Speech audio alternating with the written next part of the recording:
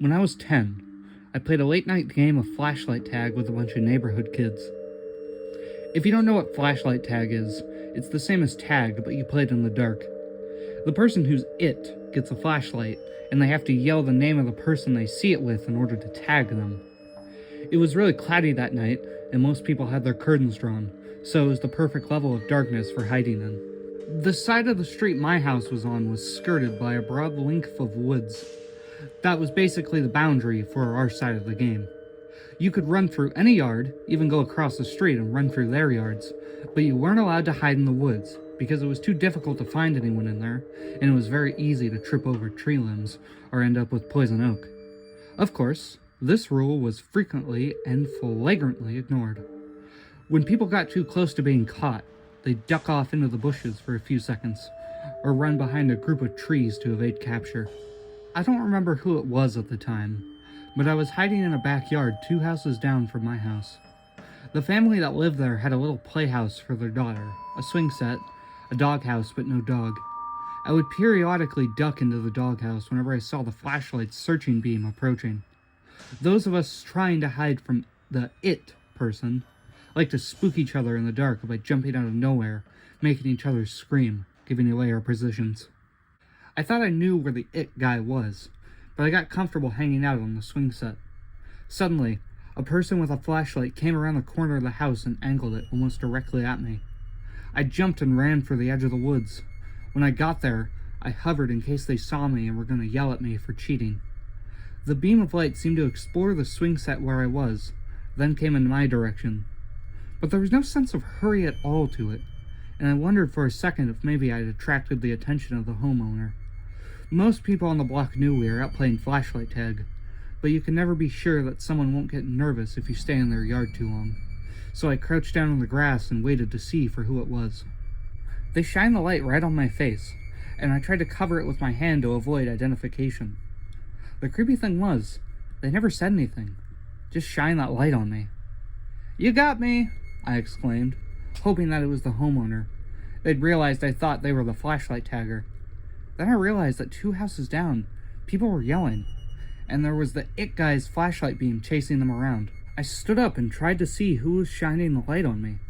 They just stood there, not moving, not saying anything.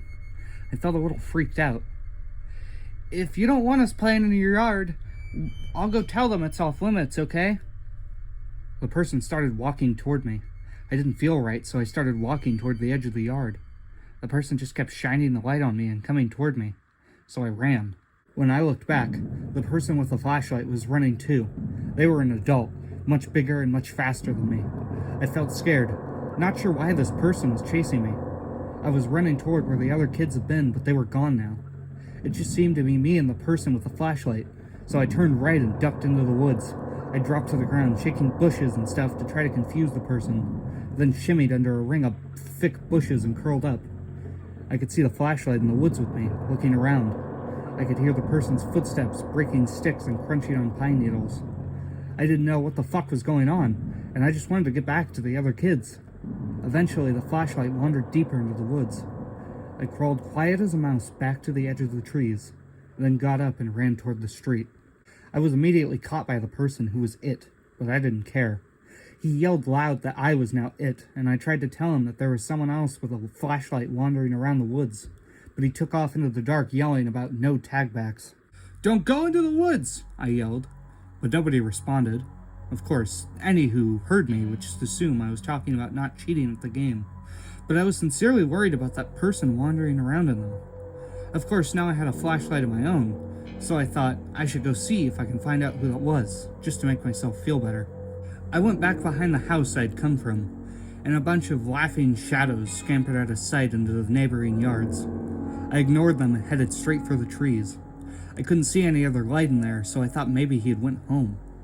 I didn't know if it was a man or woman, but I couldn't imagine any woman trudging through the woods at night.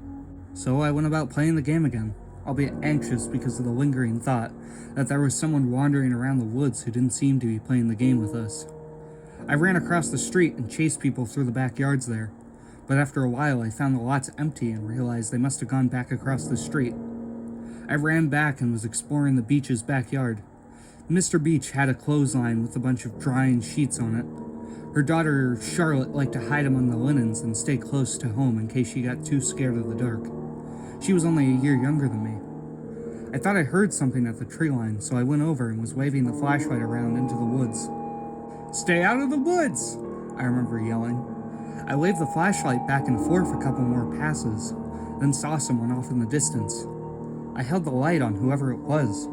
They were about half a job into the woods, hard to make out, but it looked to me like Charlotte. She had brown hair and her mother insisted on keeping it shoulder length. We always dressed dark for flashlight tag, and Charlotte liked to wear this deep purple sweatshirt, so it was really easy to tell when you had found her. "Charlotte, I see you!" I yelled. But she just stood there. I continued to hold the light on her and call her name, but she didn't seem to move. She was partially obscured by a tree and looking at me. The distance between us was enough that I couldn't see if she was blinking or not. But she had her head propped at an angle like she was looking around the trunk at me with her mouth hanging slightly open. Every now and then she sort of twitched or squirmed. It was a real freaky kind of movement. "Charlotte, come out of there!" I yelled. "Everybody, Charlotte's it, but she won't come out of the woods." Some kids, including my friend Dustin, appeared behind me and started joining in my yell for Charlotte to come out. "Do you see her?" I asked. "Yeah, she's over behind that tree." "Charlotte, get over here," Dustin said. But she wouldn't come. "Charlotte, are you okay? Get over here, dummy." Charlotte seemed to stand up straighter and disappear behind the tree. We could hear movement, but it seemed to be going away rather than towards us. Dustin started shouting Charlotte's name again and trudging into the woods after her, but I grabbed him and gave him the flashlight to take with him. I was scared again, because all this seemed surreal. I went to Charlotte's house and knocked until her father answered. "Mr. Beach, Charlotte won't come out of the woods, and I'm worried about her," I told him. I wasn't sure if he'd take me seriously, but he rolled up his newspaper and disappeared into the closet behind the door for a moment, before returning with a huge flashlight strapped to a car battery. "Show me where she is," he told me. So I led him into the woods and pointed to where I'd seen her. "She was right there," I said, "by a tree, but she wouldn't come out, and she was acting like she was sick or something."